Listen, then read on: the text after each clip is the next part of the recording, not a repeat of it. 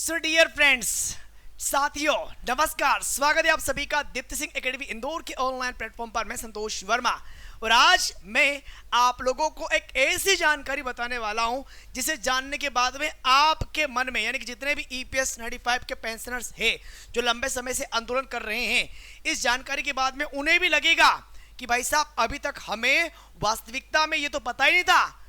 अरे कई पेंशनर्स को इस बारे में नहीं पता, लेकिन अब आपको मैं ये कहना चाहूंगा कि इस वीडियो के माध्यम से जो जानकारी मैं आप लोगों को देने वाला हूं, ये सारी जानकारी आप उन तमाम भाइयों तक पहुंचाना ताकि उन्हें भी ये पता चले कि सुप्रीम कोर्ट ने जो फैसला दिया था वो बिल्कुल सही था। और अब जाकर के सुप्रीम कोर्ट के द्वारा जो फैसला दिया गया था उनमें से कुछ ऐसे पॉइंट आज आप लोगों के सामने मैं लेकर के आया हूं जिनको पढ़ने के बाद में, जिनको जानने के बाद में आपको लगेगा कि सरकार आपके साथ में खिलवाड़ कर रही है, सुप्रीम कोर्ट के फैसले के साथ में खिलवाड़ कर रही है और ये खिलवाड़ गवर्नमेंट को बहुत भारी पड़ने वाला भाई साहब।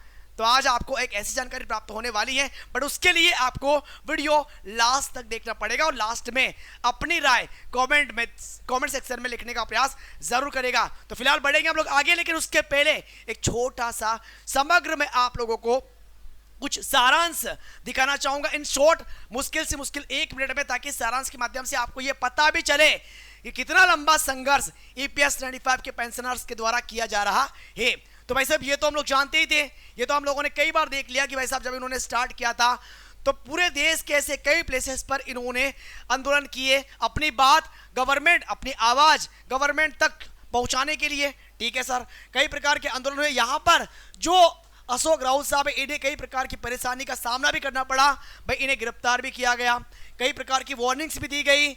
तब इनके द्वारा भी जब भाई इनको गिरफ्तार किया गया तो ईपीएस 95 के जितने भी पेंशनर्स हैं ये चुप तो रहेंगे नहीं, सब में आक्रोश होगा।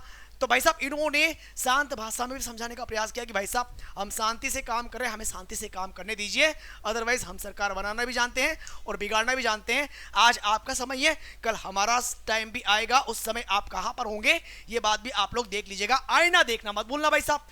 फिर इसके अलावा हम लोगों ने ये भी देखा कि जितने भी पेंशनर्स थे उन्होंने आर पार की लड़ाई की बात भी कर दी थी कि भाई सब आत्मदाह कर देंगे, अगर गवर्नमेंट इस प्रकार से हमारी बात को मानेगी नहीं तो आत्मदाह भी हमारे लिए सही होगा। अब फिर कई जो पेंशनर्स थे वो सुप्रीम कोर्ट गए। सुप्रीम कोर्ट जाने के बाद में सुप्रीम कोर्ट ने फैसला इनके पक्ष में सुनाया और उस फैसले का भी उल्लंघन वर्तमान गवर्नमेंट के द्वारा कर दिया गया। इन्होंने भाई वर्तमान गवर्नमेंट ने यह कहा, ईपीएफओ ने यह कहा कि सर 15 लाख करोड़ से ज्यादा खर्चा होगा, इतना हम लोग वहन नहीं कर पाएंगे। ऐसी कुछ बातें यहां पर आई थी। ऐसा किसी ने कहा, ईपीएफओ ने कहा कि जो हायर पेंशन की बात की गई थी 7,500 रुपए प्लस डीए प्लस मुफ्त चिकित्सा, तो सुप्रीम कोर्ट ने कहा कि हायर पेंशन बिल्कुल इनको दी जानी चाहिए, क्योंकि सारा का सारे आंकड़े जब ईपीएस 95 पेंशनर्स के द्वारा अदालत में रखे गए, सुप्रीम कोर्ट में रखे गए, वहां पर यह बात क्लियर हो गई थी कि सर जो अमाउंट हमारा ईपीएफओ के पास में जमा है उसका ब्याज जितना आता है ना, उस ब्याज में से भी अगर ये 7,500 रुपए प्रति माह की पेंशन प्लस में डीए प्लस मुफ्त चिकित्सा देंगे ना, तो उस ब्याज में से भी पैसा इनके पास में बचा हुआ रहेगा। लेकिन ईपीएफओ ने यह कहा कि सर हायर पेंशन को लेकर 15 लाख करोड़ रुपए खर्च की ईपीएफओ की दलील, जिसको सुप्रीम कोर्ट ने क्या कर दी, खारिज भी कर दी थी कि भाई साहब आप फेंक रहे हैं, 15 लाख करोड़ क्या होता है, बत्ती मार रहे हो। तो यहां पर भी ये बात क्लियर हो गई थी। उसके बाद भी इन्होंने खासकर ईपीएफओ और केंद्र सरकार ने सुप्रीम कोर्ट के इस फैसले का उल्लंघन भी किया। लेकिन अब यहां पर मेन बात कौन सी आती, मैं आपको वो बात दिखाने वाला हूं। सुप्रीम कोर्ट ने कुछ पॉइंट्स भी दिए थे, उन पॉइंट्स पर बहुत ही कम लोगों की नजर गई थी। आज ये सारे पॉइंट्स ईपीएस 95 पेंशनर्स के हर एक उस सदस्य के पास पहुंचना बहुत जरूरी है और आप लोगों का फर्ज बनेगा कि आप उसे पहुंचाओगे। कैसे? सुप्रीम कोर्ट का फैसला सभी पेंशन भोगियों की जानकारी के लिए प्रिय, यह आश्चर्यजनक है कि भारत के सर्वोच्च न्यायालय 1 जुलाई 2015 को दिए गए ऐतिहासिक फैसले सिविल अपील संख्या 1123/2015 पर किसी का ध्यान नहीं गया और अब आप लोगों को इस पर ध्यान केंद्रित करना पड़ेगा। अच्छा, इसमें क्या था भाई, इसमें और श्री एस.आर. सेन गुप्ता द्वारा आईबीए को लिखे गए एक संक्षिप्त पत्र को छोड़कर किसी अन्य यूनियन ने कोई कदम नहीं उठाया। और फैसले की मुख्य विशेषता अब आप लोगों को यहां पर पढ़नी है, हर एक पॉइंट को ध्यान से पढ़ना और समझने का प्रयास करना। इसमें यह था कि पीठ ने अधिकार पूर्वक फैसला सुनाया, यानी सुप्रीम कोर्ट ने अधिकार पूर्वक फैसला सुनाया था कि पेंशन एक अधिकार है और इसका भुगतान सरकार के विवेक पर निर्भर नहीं करता है। पेंशन नियमों द्वारा शासित होती है और उन नियमों के अंतर्गत आने वाला कोई भी सरकारी कर्मचारी पेंशन का दावा करने का हकदार है। भाई साहब, ये हकदार है, ये गवर्नमेंट पर डिपेंड नहीं करेगा पेंशन देनी नहीं देनी है, पेंशन अधिकार होगा, पेंशन अधिकार है। फैसले में माना गया कि पेंशन का संशोधन और वेतनमान का संशोधन अविभाज्य है और पीठ ने यह दोहराया कि संशोधन पर मूल पेंशन पूर्व संशोधित वेतनमान के अनुरूप संशोधित वेतनमान में वेतन बैंड के न्यूनतम में मूल पेंशन के 50% से कम नहीं हो सकती। भाई 50 मूल वेतन से 50% से कम नहीं हो सकती और सरकार पेंशन भोगियों के वैध बकाये को अस्वीकार करने के लिए वित्तीय बोझ का बहाना नहीं बना सकती। ये जो बोझ का बहाना बनाया जा रहा है ना, 15 लाख करोड़ रुपए खर्च होगा, ये बोझ गलत है, ये बोझ गलत है। क्लैरिटी के साथ में आप इस पॉइंट को यहां पर देख पाओगे। और सरकार को अनावश्यक मुकदमेबाजी से बचना चाहिए।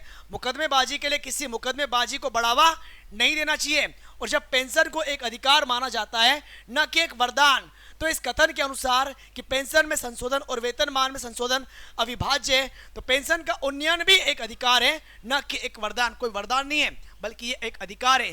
तो जिस अधिकार के लिए ईपीएस 95 के पेंशनर्स आंदोलन कर रहे हैं, अपनी लड़ाई लड़ रहे हैं, तो ये गलत नहीं है, ये उनका अधिकार है और ये मांगे गवर्नमेंट को पूरी करनी पड़ेगी। ये बात गवर्नमेंट जितनी जल्दी समझ ले उतना बेहतर होगा।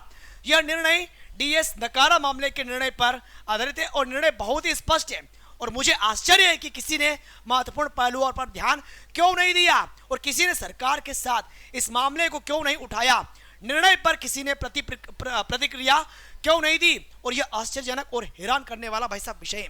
वास्तविकता में अभी तक हम लोगों ने इतनी बातें की लेकिन किसी ने भी इन मुद्दों पर डिस्कस नहीं किया, इन मुद्दों पर बातें नहीं की। सोचने वाली बात होती है, ठीक है।